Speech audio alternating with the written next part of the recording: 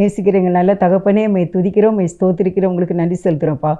இந்த நாளில் கர்த்தாவே, நீங்கள் தந்த இந்த ஜீவன், இந்த சுகம், இந்த பலனுக்காக உங்களுக்கு நன்றிப்பா. உங்களுடைய ஆண்டவரே, இந்த வார்த்தைகளை சொல்லும்படிக்கு நீங்கள் தந்த கிருபைக்காக உங்களுக்கு நன்றிப்பா, ஸ்தோத்திரப்பா. நீங்கள் பேச வேண்டும் ஆண்டவரே, இதை கேட்குற ஒவ்வொரு பிள்ளைகளுக்கும் மிகவும் ஆறுதலாக இருக்க நீங்கள் கிருபை செய்யுங்கப்பா.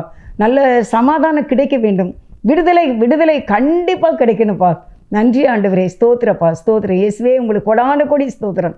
இந்த வாஞ்சையோடு இந்த ஜெபத்தை பார்க்கிற ஒவ்வொருவருக்கும் நீங்கள் அற்புதங்களை செய்யுங்கப்பா. கண்ணீர்கள், கவலைகள், பலவிதமான பிரச்சனைகள், சமாதானம் இல்லாமல் இருக்கிற சூழ்நிலைகள் எல்லாவற்றிலும் உங்களுடைய பிள்ளைகளுக்கு ஆண்டவரை நீர் ஜெயம் கொடுக்க வேண்டும் என்று நாங்கள் விசுவாசிக்கிறோம்ப்பா. சமாதானத்தின் தேவன் தாமே எங்களோடு இருந்து எங்களை நடத்துவீங்க அப்படின்னு நாங்கள் நல்ல விசுவாசிக்கிறோம். உங்களையே நம்பி இருக்கோப்பா. பயத்தின் ஆவியெல்லாம் எடுத்து போடுங்க ஆண்டவரை, கலக்கத்தின் ஆவி எடுத்து போடுங்க ஆண்டவரை. ஐயாவுடைய பிள்ளைகளுக்கு நல்ல தைரியத்தை கொடுங்கப்பா ராஜா, ஸ்தோத்திரம். ஆசீர்வதியும், நீங்கள் பேசுங்க ஆண்டவரை. கேட்குற ஒவ்வொருவருக்கும் ஆறுதலாக இருக்கட்டும். இயேசுவின் நாமத்தில் வேண்டிக் கொள்கின்றேன், ஜீவனுள்ள நல்ல பிதாவே, ஆமேன், ஆமேன். இன்னைக்கு கர்த்தருடைய வார்த்தை என்ன அப்படின்னா, தம்மைத்தாமே வெறுமையாக்கி அப்படிங்கிற தலைப்பில் தேவனுடைய வார்த்தை உங்களுக்கு கொடுக்குறேன். இயேசு தம்மைத்தாமே வெறுமையாக ஆக்கினார் அப்படின்னு சொல்லி இருக்கு. பிலிப்பியரில் 2வது அதிகாரம் 7வது வசனம்.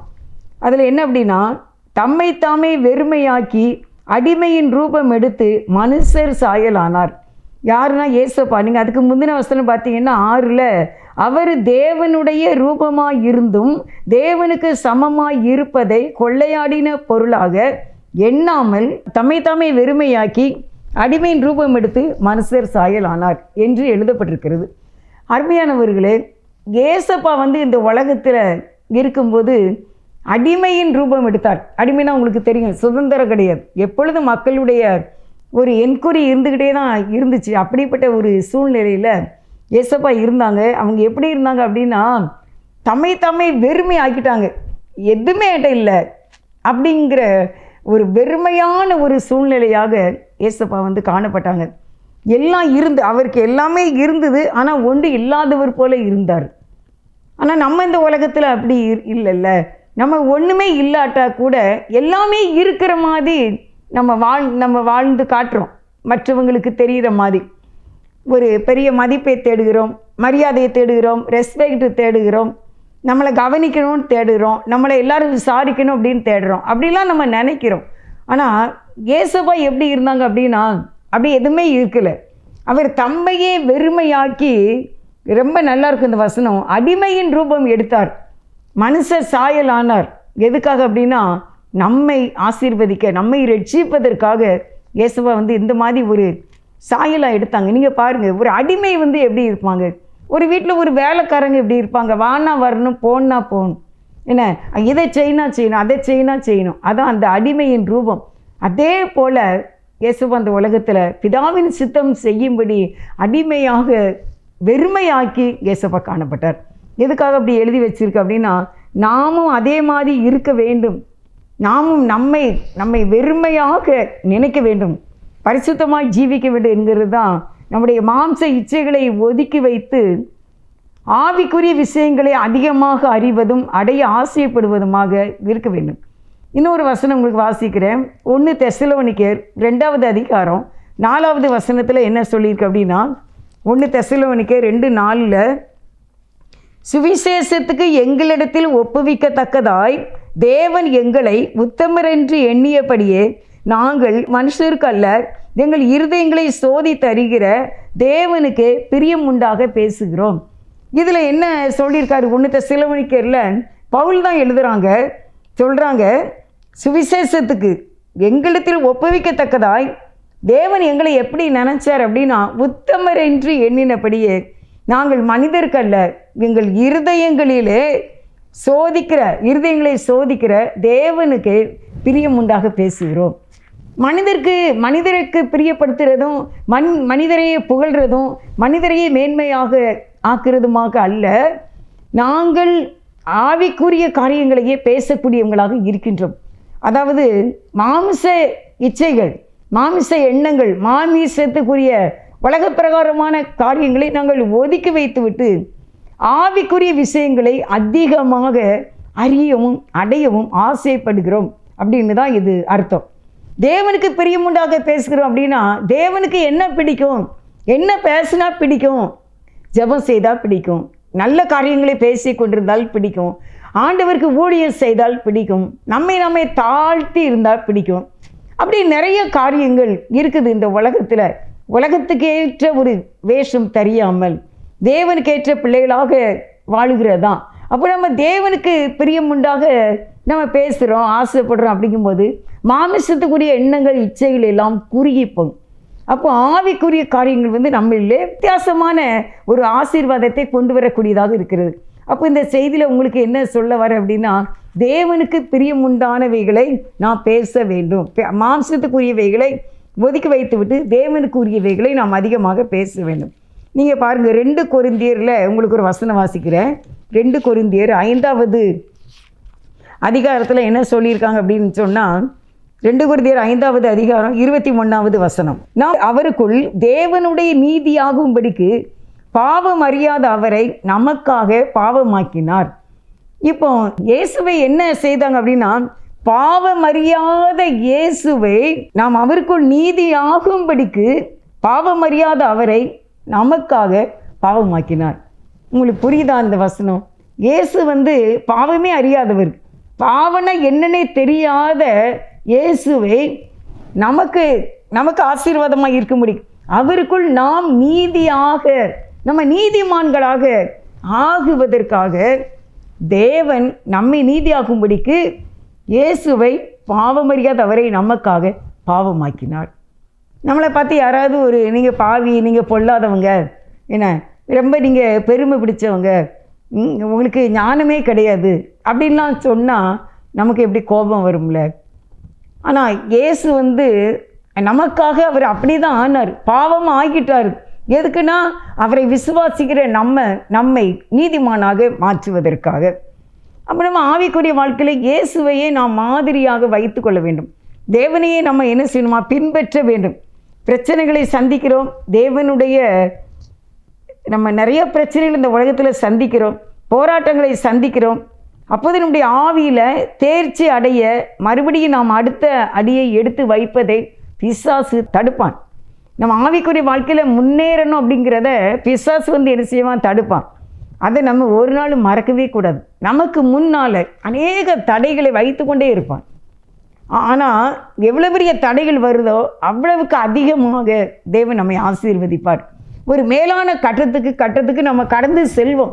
எப்படி புயலுக்கு பின் அமைதின்னு சொல்கிறாங்களோ அதே போல் நம்ம இந்த உலக பிரகாரமாக குடும்ப வாழ்க்கையில் ஊழியத்தின் பாதையில் சில பிரச்சனைகளை நம்ம சந்திக்க தான் செய்கிறோம். சில பேர் ஊழியக்காரங்களாக இருக்கட்டும், விசுவாசிகளாக இருக்கட்டும், பண விஷயத்தில் கஷ்டப்படுவாங்க, சமாதானம் இல்லாமல் கஷ்டப்படுவாங்க, ஏதாவது ஒரு வியாதி பலவீனங்களில் அவங்க என்ன செய்வாங்க, கஷ்டப்படுவாங்க, நெருக்கப்படுவாங்க.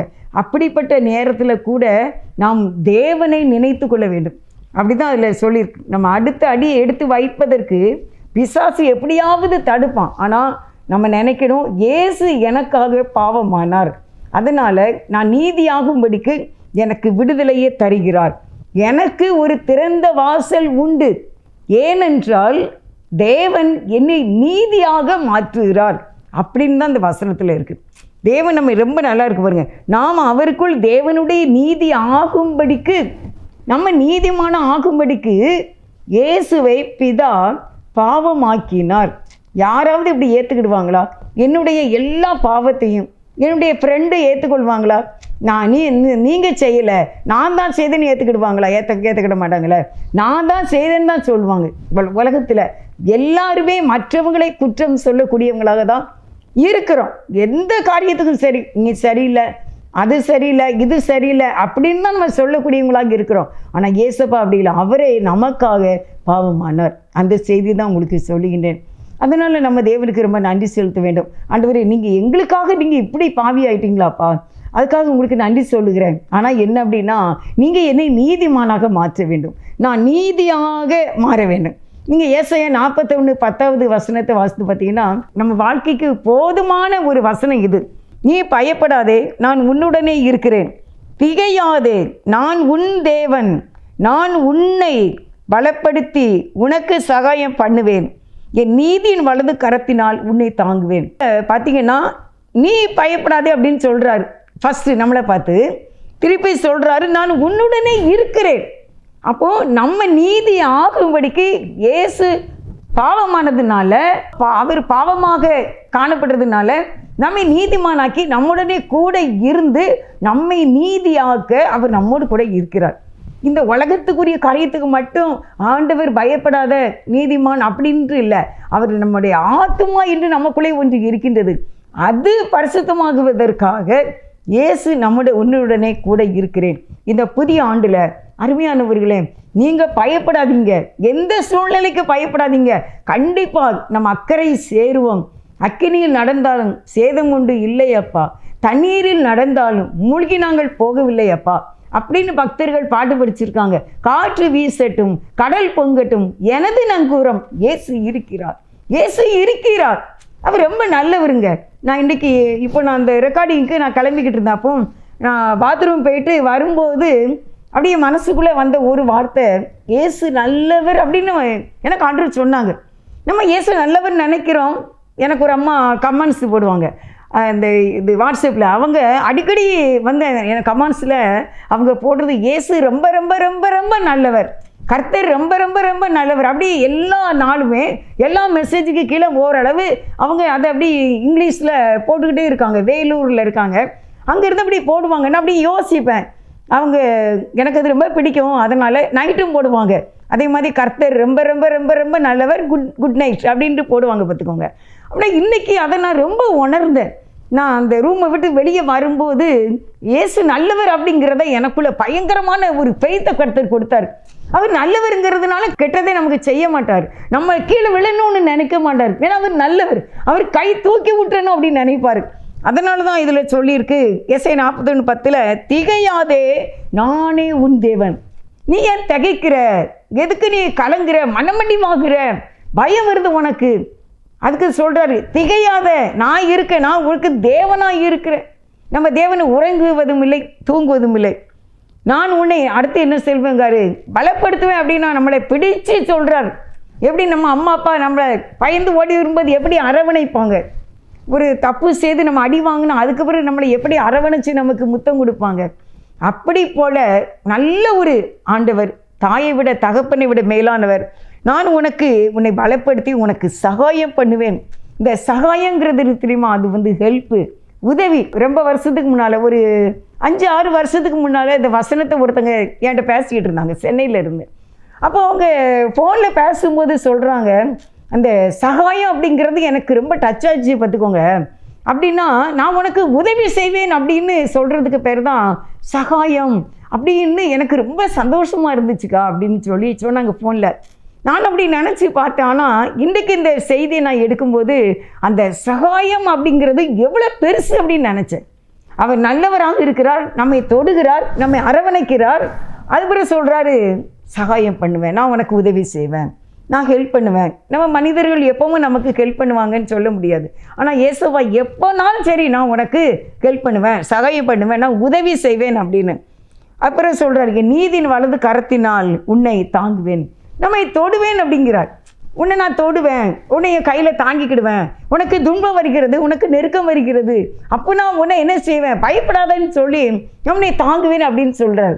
நான் சொல்லுகிற இந்த வார்த்தையை, தேவனுடைய வார்த்தையை நீங்கள் நம்ப வேண்டும், நீங்கள் விசுவாசிக்க வேண்டும், நீங்கள் அந்த ஃபெய்த்தில் வளரணும். ஆமாம், இது வானமும் பூமியை ஒளிந்தாலும் வார்த்தை ஒளிந்து போகாது. இந்த காலையில் கிளம்பிகிட்டு இருக்கும்போது எங்கள் வீட்டுக்கு எதிர்த்த வீட்டில் ஒரு அக்கா இருக்காங்க. அவங்க அப்படி என்கிட்ட பேசிக்கிட்டு இருந்தாங்க, கதவு நிலையை பிடிச்சிக்கிட்டு பேசிக்கிட்டு இருக்கும்போது அவங்க ரொம்ப இயேசுவை பற்றி எப்படிலாமோ சொல்கிறாங்க. ஆனால் இந்து தான் பார்த்துக்கோங்க. அவங்க இயேசுவை அறியாத ஒரு இதில், ஆனால் இப்போ ஆண்டவர் அறிஞ்சு இருக்காங்க. அப்போ அவங்க சொல்கிறாங்க, அவர் இருக்கும்போது எதுக்கு நம்ம கவலைப்படணும், நான் எப்போவுமே சிரிச்சுக்கிட்டே தான் இருப்பேன், எப்போவும் நான் நல்லா சந்தோஷமாக இருப்பேன், எப்போவுமே தலை சீவி நல்லா நீட்டாக இருக்காங்க பார்த்துக்கோங்க. அவங்க சொல்கிறாங்க, அதான் ஆண்டவர் இருக்காருல்ல, அவருக்கு தான் எல்லாம் தெரியும்ல, எப்பவுமே நம்ம கடந்த காலங்கள், நிகழ்காலம், வருங்காலம், எதிர்காலம் எல்லாம் தான் தெரியும்ல, அதனால நான் சும்மா எப்போவுமே நல்லா இதாக இருக்கேன் அப்படின்னு சொல்லி ரொம்ப நீட்டாக சந்தோஷமாக இருக்காங்க. எப்பெல்லாம் படிக்கல, அவங்க ரொம்ப பணக்காரங்களும் கிடையாது. நானும் அவங்கள பார்த்துக்கிட்டே இருந்தேன். நம்ம எப்போவுமே நம்ம ஆண்டவர் அறிஞ்சே 40 வருஷத்துக்கு மேலே ஆகுது. அவங்க இப்போ தான் அந்த இதுக்குள்ளே வந்திருக்காங்களாமா. ஆனால் விசுவாசமாக அப்படி பேசுகிறாங்க ஆண்டவரை பற்றி. அவர் இருதயத்தை அறிகிறவர், மனுஷன் என்னத்தை அறிய முடியும்? இயேசு தான் நம்மளை எல்லாம் அறிகிறாரு, அவருக்கு தான் எல்லாம் தெரியுமே. அப்போ அவர் நல்லவர் தானே, அவர் எப்படி நம்மளை காப்பாற்றாமல் விட்டுருவார் அப்படின்னு அவங்க அழகாக பேசுனாங்க. எனக்கு அவங்ககிட்ட ஒரு செய்தியே எனக்கு கிடைச்ச மாதிரி இருந்துச்சு பார்த்துக்கோங்க. அதனால் அருமையானவர்களே, இன்றைக்கு ஆண்டவர் உங்களை பார்த்து சொல்லுகிறார், நீ பயப்படாதே, நீ கலங்காதே, நீ திகையாதே, நான் உன் தேவன், உன்னை நான் பலப்படுத்துவேன் அப்படின்னு உன்னை டச் பண்ணி உன்னை ஸ்ட்ராங் பண்ணுவேன், என் நீதின் வலது கரத்தினால தாங்குவேன், நான் உனக்கு உதவி செய்வேன், சகாயம் பண்ணுவேன் அப்படின்னு சொல்லி கர்த்தருடைய வார்த்தையை சொல்லுகிறதை நம்ம பார்க்கணும். இது நான் இந்த இதை முடிக்கிறதுக்குள்ளே இப்போ 15 நிமிஷம் ஆகிட்டு, இன்னும் 15 நிமிஷத்துக்குள்ளே நான் மற்ற செய்தியை உங்களுக்கு சொல்லணும். கர்த்தர் உங்களை ஆற்றுவார், உங்களை தேற்றுவார், அவர் சகாயம் பண்ணுவார். இப்பொழுது உள்ள இந்த பிரச்சனையில் நீங்கள் பயந்து வாழ அவர் விரும்பலை. நம்ம பயந்து வாழ்கிறது அவருக்கு இஷ்டம் கிடையாது. நம்ம சந்தோஷமாக வாழ்கிறது தான் அவருடைய இஷ்டம். அதனால் நம்ம சில வருடங்களுக்கு முன்பாக நம்ம சிலது துன்புறுத்தியிருக்கோம், நமக்கு ரொம்ப கஷ்டமான காரியங்களை கடந்து வந்திருப்போம். ஆனால் அது எல்லாமே தேவன் நம்மோடு கூட இருந்திருக்காரு, இன்னும் நம்ம இருப்பார். அது யாவும் நமக்கு ஆசீர்வாதமாக தான் இருக்கும். கர்த்தர் என்ன செய்தாலும் நம்முடைய பாவங்களை எல்லாம் மன்னித்து அவர் நம்மோடு கூட இருக்க கிருபை செய்வார். பார்த்தீங்கன்னா நீங்கள் ரோமரில் 8வது அதிகாரம் 31வது வசனத்தை உங்களுக்கு வாசிக்கிறேன். இவைகளை குறித்து நாம் என்ன சொல்வோம்? தேவன் நம்முடைய பட்சத்தில் இருந்தால் நமக்கு விரோதமாய் இருப்பவன் யார்? தேவன் நம்முடைய பட்சத்தில் இருக்கும்போது நமக்கு யார் விரோதமாக இருக்க முடியும் அப்படின்னு சொல்லி இந்த வசனத்தில் ஒரு கேள்விக்குறியோடு இந்த வசனம் நம்மகிட்ட பேசிக்கொண்டு இருக்கிறது. இவைகளை குறித்து நாம் என்ன சொல்வோம்? அதுலேயும் ஒரு கேள்விக்குறி போட்டிருக்கு. தேவன் நம்முடைய பட்சத்தில் இருந்தால் நமக்கு விரோதமாய் இருப்பவன் யார்? அப்போ தேவன் மட்டும் நம்ம கூட இருந்தாங்கன்னா நமக்கு தீங்கு செய்ய யாருமே கிடையாது. யார் அப்படின்னு சொல்லி 2 கேள்விக்கு கொஸ்டின் மார்க் போட்டிருக்கு. அதனால் அருமையானவர்களே, நீங்கள் தேவன் பட்சத்தில் இருங்க. தேவன் நம்முடைய பட்சத்தில் இருக்கிறார், அவர் நம்மோடு கூட தான் இருக்கிறார், நம்மை விசாரிக்கிறார், நமக்காக யாமே செய்கிறார். நீங்கள் கண்ணீரோடு அழுறீங்க, யாருக்கும் தெரியல அப்படின்னு நம்ம நினைக்குவோம். ஆனால் தேவன் பார்த்து கொண்டே தான் இருக்கின்றார். அவர் நமக்கு முன்பாக இருக்கின்றார், அவரை நமக்கு முன்பாக வைத்திருக்கிறோம். தாவீது சொல்றார், நான் என் தேவனை எனக்கு முன்பாக வைத்திருக்கிறதினால் நான் அசைக்கப்படுவதில்லை, அவர் எப்பவுமே எனக்கு முன்னாலே இருக்காரு அப்படின்னு சொல்லியிருக்காரு. அதனால இன்றைக்கு அருமையானவர்களே, தேவன் எனக்கு முன்னாலே இருக்காரு, எனக்கு எதுவுமே தீங்கு நடக்காது, கர்த்தர் எனக்காக எல்லாமே செய்வார் அப்படின்னு சொல்லணும். அவர் என்னை பார்த்து கொண்டே இருக்கின்றார், அவர் என்னை கண்டிப்பாக நல்லது செய்வார், என்னை கைவிடவே மாட்டார். சொல்கிறார்ல, எப்ராஹிமே உன்னை நான் எப்படி கைவிடுவேன்? நான் உன்னை விட்டு விலகுவதும் இல்லை, உன்னை கைவிடுவதும் இல்லை, நீ பலங்கொண்டு திடமனதாயிரு. நம்ம செய்ய வேண்டியது இயேசுவை நோக்கி பார்க்க வேண்டும். எனக்காக தம்மை தாமே வெறுமையாக்குன இயேசுவை நோக்கி பார்க்க வேண்டும். பரலோகத்தை விட்டு இந்த பூலோகத்துக்கு, இந்த பாவம் நிறைந்த உலகத்துக்கு இறங்கி வந்த அந்த இயேசுவையே நம்ம பார்த்து கொண்டே இருக்க வேண்டும். ஆண்டவரே எனக்கு இறங்குமப்பா, எங்களுக்கு யாருப்பா இருக்கா? நீங்கள் தான் எங்களுக்கு உதவி செய்யணும். கோடி தன் குஞ்சுகளை அணைப்பது போல நான் உங்களை அணைப்பேன் என்று சொன்னீங்களப்பா, எங்களை அணைத்து கொள்ளுங்கப்பா, எங்கள் இருதயத்தை பலப்படுத்துங்கப்பா. நாங்கள் தள்ளாடுகிறோமப்பா, நாங்கள் தவண்டு போகிறோமப்பா. கடன் ஒரு பக்கம் இருக்குது, நிந்தைகள் ஒரு பக்கம், அவமானம் ஒரு பக்கம், பணத்தில் பற்றாக்குறை, வியாதிகள், பலவீனங்கள், பலவிதமான கஷ்டங்கள், பிள்ளைகளால் சந்தோஷம் இல்லாமல், கணவனால் சந்தோஷம் இல்லாமல், குடும்பத்தில் சந்தோஷம் இல்லாமல், பண தேவைகளில், பலவீனங்களில் இப்படியாக நாங்கள் நெருக்கப்படுகிறோம். ஆனால் நம்ம சொல்ல வேண்டிய ஒரு வார்த்தை, யெகோவா ஈரே. ஆபிரகாம் அன்னைக்கு சரியாக சொன்னார், பார்த்தீங்களா? சரியாக சொன்னார். எனக்கு ரொம்ப டச்சிங்காக இப்போ ஒரு வாரமாக கர்த்தர் என்னோடு பேசிக்கொண்டே இருக்கிறார். இதுதான் யெகோவா ஈரே. படு, பேசாமல் தூங்கு, யெகோவா ஈரேன்னு சொல்லிட்டு தூங்கு. மதிய தூக்கம் வந்தால் தூங்கு, நைட்டு தூக்கம் வந்தவுடனே தூங்கு. ஆனால் ஒரே ஒரு வார்த்தை, யெகோவா ஈரே, எல்லாமே பார்த்து கொள்வார், எல்லாமே பார்த்து கொள்வார். நம்மளால் என்னதாங்க செய்ய முடியும்? என்னதை தான் நீங்கள் யோசிப்பீங்க? என்னதை தான் நீங்கள் செயல்படுவீங்க? நீங்கள் ஆண்டவர்கிட்ட கொடுக்கணும். ஆபிரகாம் அன்றைக்கு கட்டைகளை அடுக்கினார், பிள்ளையை கடத்தினார், சேர்த்து வச்சு கெட்டினார், நெருப்பை எடுத்தார். ஃபஸ்ட்டு கட் பண்ணணும், வெட்டணும், பிள்ளைய கழுத்தை வெட்டணும், பிள்ளை முதல் சாகணும், பிறகு தீ வச்சு கொளுத்தணும். அருவாளை எடுத்து உருவிட்டார். அருவாளை என்ன செய்யிட்டாரு? அருவாளை உருவிட்டார் பிள்ளையை வெட்ட. எல்லாத்தையும் ஆண்டவர் பார்த்துக்கிட்டே இருந்தார். வீட்டில் இருந்து கிளம்புனதுலேருந்து 3 நாள் பிரயாணம், மலைக்கு ஏறி வந்தாங்க. ஆண்டவர் குறித்த மலைக்கு வந்தாங்க. அங்கே கட்டையை அடுக்கும்போது ஆண்டவர் பார்த்தார், நெருப்பு எடுக்கும்போது பார்த்தார். பிள்ளை எடுத்து கட்டையில் கெட்டும்போது ஆண்டவர் பார்த்தார், எல்லாத்தையும் பார்த்தார். கத்தியை எடுக்கும் போதும் பார்த்தார். கட் பண்ணணுங்கும் போது சத்தம் வந்துட்டு. என்ன சத்தம்? பிள்ளையாண்டான் மேலே கையை போடாதே, போடாதே, பிள்ளை மேலே கையை போடாதே. ஆனால் ஆபிரகாம் என்ன நினச்சாரு? நான் வெட்டி பலி செலுத்தி எரிஞ்சு சாம்பலாக போனாலும் இதே ஈசாக்கு இந்த மரக்கட்டையிலேருந்து எந்திரிச்சு வருவாங்கிற அந்த ஃபெய்த் அவருக்கு இருந்துச்சு, அந்த விசுவாசம் அவருக்கு இருந்துச்சு. அந்த தைரியத்தில் தான் ஆபிரகாம் தன்னுடைய பிள்ளையை கொண்டு கடத்தினதுக்கு காரணம், மரித்தாலும் உயிரோடு எழுப்பி தருவார் என்றால் வாக்கு பண்ணியிருக்கிறார். வானத்தின் நட்சத்திரங்களைப் போல, பூமியின் மணலைப் போல உன் சந்ததி பெருகுன்னு சொல்லிட்டார். இஸ்மவேலை அனுப்பியாச்சு. இனிமே இவன் தான் எனக்கு சந்ததி, செத்தாலும் பரவாயில்ல, என் பிள்ளை இதில் இருந்து எந்திக்கும் உயிரோட. அந்த ஃபெய்த்து அவருக்கு இருந்ததுனால தான் கடத்தினார் தைரியமா. ஆனால் ஆண்டவர் பார்த்தாரு, இவ்வளோ தைரியமாக இருக்கியாப்பா நீ, என் மேலே இவ்வளோ அன்பாக இருக்காப்பா நீனு. சரி, பிள்ளையாண்டன் மேலே கையை போடாது, எடுவும் பிள்ளையை கையில் பிடி. ஒரு ஆட்டை வைத்திருந்தார். அருமையானவர்களே, இன்றைக்கு நமக்கு பலியானார் அதே இயேசு தான். அன்றைக்கு ஆடு பலியாயிடுச்சு, இன்றைக்கு இயேசு நமக்காக பலியானார். இயேசு இல்லாத எதுவுமே ஒன்றுமே கிடையாது. அருமையானவர்களே, இயேசுப்பா நமக்காக இருக்காங்க. அதான் சொல்கிறேன், இயேசு நம்முடைய பட்சத்தில் இருந்தால் நமக்கு எதிராக நிற்பவன் யார்? 32வது வசனம் பாருங்க. தம்முடைய சொந்த குமாரன் என்று பாராமல் நம் எல்லாருக்காகவும் அவரை ஒப்பு கொடுத்தவர் அவரோட கூட மற்ற எல்லாவற்றையும் நமக்கு அருளாதிருப்பது எப்படி அப்படின்னு கேட்டிருக்கு. தன்னுடைய குமாரனையே கொடுத்தவர், பரலோகத்தில் உள்ளதும் இந்த பூலோகத்தில் உள்ளதும் எல்லாவற்றையும் அவர் கொடுக்காமல் இருப்பது எப்படி? ரோமர் 8ஆம் அதிகாரத்தில் நிறைய கொஸ்டின் மார்க்கோட கேட்குறாங்க. ஆண்டவர் ஏன்ட்ட கேட்குறாங்க, அப்படி நம்மகிட்ட கேட்குறாங்க. நம்ம கிறிஸ்மஸ் வந்துச்சு, நம்ம ட்ரெஸ் எடுக்கணும், நமக்கு ட்ரெஸ் எடுக்கணும்னு இருக்கும் குழந்தைங்களுக்கு. ஆனால் அம்மா அப்பாட்ட இன்னும் ட்ரெஸ் எடுக்கலேன்னு. ஆனால் அம்மா அப்பா ட்ரை பண்ணிக்கிட்டு இருப்பாங்க, எப்படி பணம் எடுக்கணும், என்றைக்கு நம்ம பிள்ளையை கூட்டிகிட்டு போகணும், ட்ரெஸ் எடுத்து கொடுக்கணும் அப்படின்னு அவங்க சிந்திச்சுக்கிட்டே தான் இருப்பாங்க. ஆனால் பிள்ளைங்களுக்கு அந்தளவுக்கு தெரியாது. ஆனால் அதே போல் தான் தேவனும் நமக்கு என்னெல்லாம் செய்யணும் அவருடைய பிளான் உயரமாக இருக்கும். நீங்கள் சங்கீதம் 103 நல்லா தனியாக உட்காந்து வாசித்து பாருங்கள்.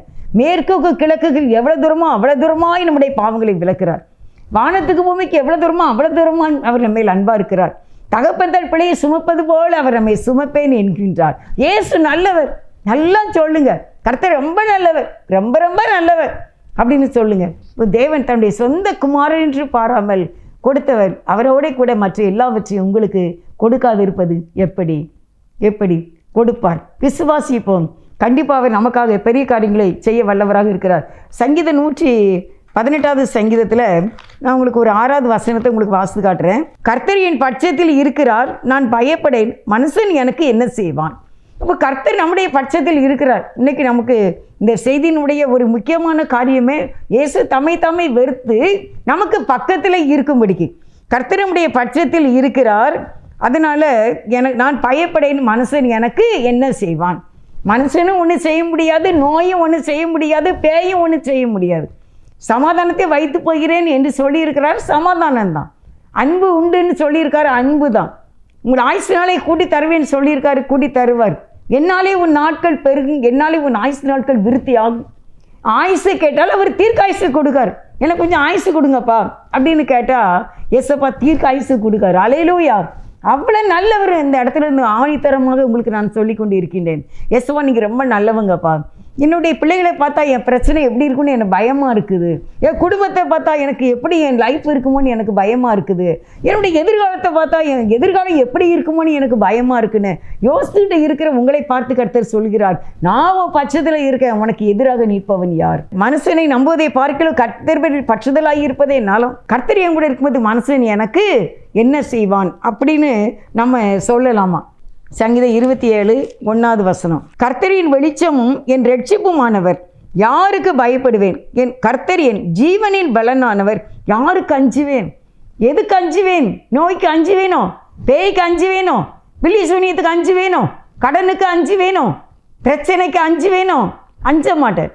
கர்த்தர் என் வெளிச்சம், என் தேவனின் வெளிச்சம், என்னை ரட்சிப்பவரும் அவரே, என் ஜீவனு காரணானவர், நான் யாருக்கும் அஞ்ச மாட்டேன்.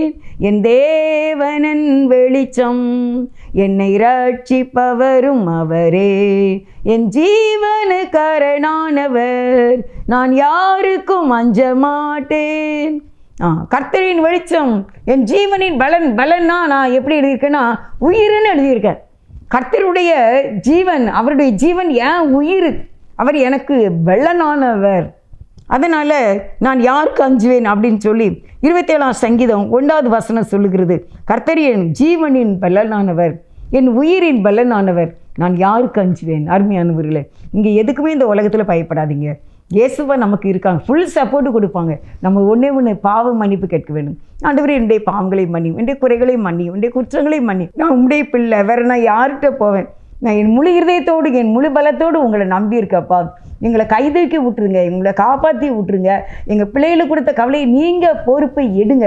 ஏனென்றால் தேவன் சக்தி வாய்ந்தவர், அவருக்கு எல்லாமே தெரியும். கண்ணை உருவாக்கினவர் காணாரோ, காதை உண்டாக்கினவர் கேளாரோ, பார்க்கவும் செய்வார் நம்முடைய வேதனைகளை, கேட்கவும் செய்வார் நம்முடைய அழுகுரலை. நாம் அழுவதை அவர் கண்கள் பார்க்கின்றன, நாம் பேசுவதை அவருடைய செவிகள் கேட்கின்றன, நீங்கள் புலம்புவதை ஆண்டவருடைய செவிகள் கேட்கின்றன. கண்ணிருந்தும் காணாத, காதிருந்தும் கேளாத ஒரு தெய்வத்தை நாம் வணங்கவில்லை. கண்ணையும் காதையும் படைத்து அதை பார்த்து கொண்டு இருக்கின்ற இறைவனை நாம் வணங்கி கொண்டு இருக்கின்றோம். அதனால் என் ஜீவனின் அவர் பலனானவர் என்று தைரியமாக சொல்லுகிறாங்க. கடைசியாக ஒரு வசனத்தை பார்த்து முடிக்கிறேன். எபிரேயர் 13வது அதிகாரம் 5வது வசனம், நீங்கள் பணாசை இல்லாதவர்களாய் நடந்து உங்களுக்கு இருக்கிறவைகள் போதும் என்று எண்ணுங்கள், நான் உன்னை விட்டு விலகுவதும் இல்லை, உன்னை கைவிடுவதும் இல்லை என்று அவர் சொல்லியிருக்கிறாரு. 6வது வசனம், அதனாலே நாம் தைரியம் கொண்டு கர்த்தர் எனக்கு சகாயர், நான் பயப்படேன், மனுஷன் எனக்கு என்ன செய்வான் என்று சொல்லலாமே. நீங்கள் பணாசை இல்லாதவர்களாய் இருக்கிறவைகள் போதும் என்று இருங்கள். கர்த்தர் சொல்றார், நீ தைரியம் கொண்டு, அதனாலே நான் தைரியம் கொண்டு கர்த்தர் எனக்கு சகாயர், எதுக்குமே நான் பயப்பட மாட்டேன், பயமே பட மாட்டேன். இயேசு நல்லவர், மனுஷன் எனக்கு என்ன செய்வான், மனுஷனும் எதுவும் செய்ய முடியாது, பேயும் ஒன்றும் செய்ய முடியாது, செய்வனையும் ஒன்றும் செய்ய முடியாது, நோயும் ஒன்றும் செய்ய முடியாது, எந்த சூழ்நிலைகளும் ஒன்றும் செய்ய முடியாது, நம்ம அசைக்கவே முடியாது. நீங்கள் பயப்படாதீர்கள், தேவன் நமக்கு ஒத்தாசையை கொடுக்க அவர் வலிமையுள்ளவராக இருக்கிறார். நாம் தைரியத்தில் நிற்க வேண்டும் என்று கர்த்தர் விரும்புகிறார். நிற்க வேண்டும், தைரியத்தில் நிற்க வேண்டும். கர்த்தர் நம்மை திருப்திப்படுத்துவார். தேவனை திருப்திப்படுத்துங்க, தேவனை நாம் திருப்திப்படுத்த வேண்டும். அது கஷ்டம்தான். ஆண்டவருக்கு என்ன ஆசையோ, ஆண்டவருக்கு என்ன பிடிக்குமோ அதையே செய்யக்கூடியவங்களாக நம்ம இருக்கும்போது நாம் சந்தோஷமாக இருப்போம். ஏனென்றால் அதில் பாவம் இருக்காது, அதில் சங்கடம் இருக்காது, அதில் சஞ்சலம் இருக்காது. தாழ்மை உள்ளவர்களாய், பொறுமை உள்ளவர்களாய், அமைதி உள்ளவர்களாய், ஜெபிக்கிறவர்களாய் நாம் காணப்பட வேண்டும். அப்போது தேவன் நம்மை பலப்படுத்துவார். நம் வாழ்க்கையின் ஒவ்வொரு பகுதியையும் தேவன் அறிகிறவராக இருக்கிறார். நீர் என்னோடு இருக்கும்போது என்னாலும் வெற்றி வெற்றியே, நீர் என்னோடு இருக்கும்போது என்னாலும் வெற்றி வெற்றியே, மலைகளை தாண்டிடுவேன், கடும் பள்ளங்களை கடந்திடுவேன், மலைகளை தாண்டிடுவேன், கடும் பள்ளங்களை கடந்திடுவேன், சதிகளை முறியடிப்பேன், சாத்தானை ஜெயித்திடுவேன், சதிகளை முறியடிப்பேன், சாத்தானை ஜெயித்திடுவேன், நீர் என்னோடு இருக்கும்போது என்னாலும் வெற்றி வெற்றியே, தோல்வி எனக்கில்லையே, நான் தோற்று போவதில்லையே, தோல்வி எனக்கில்லையே, நான் தோற்று போவதில்லையே, நீர் என்னோடு இருக்கும்போது என்னாலும் வெற்றி வெற்றியே. ஜெபம். எங்களை நேசிக்கிற எங்கள் நல்ல தகப்பனே, உமக்கு ஸ்தோத்திரம். கர்த்தர் எங்கள் பட்சத்தில் இருக்கிறார், ஆதலால் நான் தைரியம் கொண்டு மனுஷன் எனக்கு என்ன செய்வான் என்று சொல்லலாமே. அப்படியாக இந்த வேதம் சொல்லுகிறது. இயேசு தம்மை தாமே வெறுமையாக்கி எங்களுக்காக பாவமானார். ஆண்டவரே, நீர் எங்களுக்காக தம்மையே நீர் வெறுமையாக்கி எங்களுக்காக பாவமாக்கி எங்களை நீதியாக நீர் மாற்றுகிற தயவுக்காக உங்களுக்கு ஸ்தோத்திரப்பா. எங்களை நீதியாக மாற்றி நீதிமானுக்குரிய சகல ஆசீர்வாதங்களை நாங்கள் பெற்றுக்கொள்ள எங்களுக்கு அனுக்கிரகம் பண்ணியருளும். எங்களை நினைத்தருளும். நீங்கள் எங்களை சமாதான சந்தோஷத்தினால் நிரப்பி எங்களை ஆசீர்வதித்து உம்முடைய பரிசுத்த ராஜ்யத்துக்கு எங்களை தகுதிப்படுத்த வேண்டும் என்று ஜீவன் சுகம் பலன் குடும்பத்தில் நல்ல தீர்க்காயுசு கொடுக்க வேண்டும் என்று இயேசுவின் நாமத்தில் தரைமிட்டு தாழ்த்தி மன்றாடி ஜெபிக்கின்றேன் ஜீவனுள்ள நல்ல பிதாவே. ஆமென். ஆமென். God bless you.